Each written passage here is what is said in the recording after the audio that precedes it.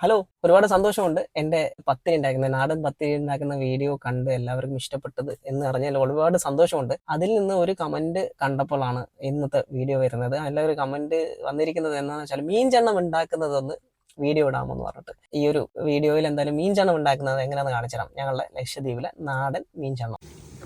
ഇതാണ് നമ്മൾ ചൂര എടുത്തിട്ട് നമ്മൾ മസാല മിക്സ് ചെയ്യുന്നു.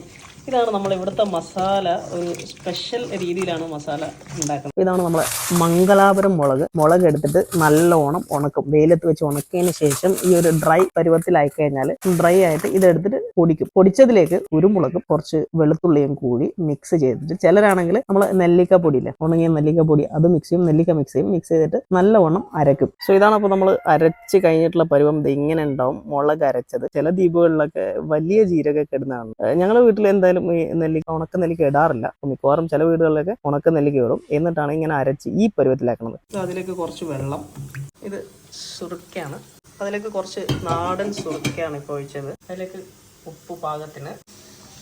നമ്മൾ അതെടുത്തിട്ട് മുളക് എടുത്തിട്ട് നമ്മൾ അടുപ്പിലേക്ക് കയറ്റി കഴിഞ്ഞു.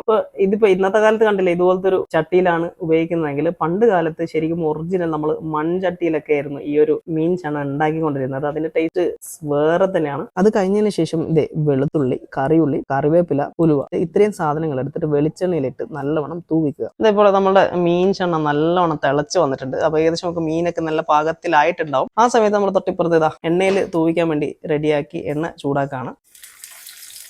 ഇനിയിപ്പോൾ നമ്മൾ നേരത്തെ കാണിച്ച എല്ലാം എടുത്ത് തൂവിക്കുകയാണ്.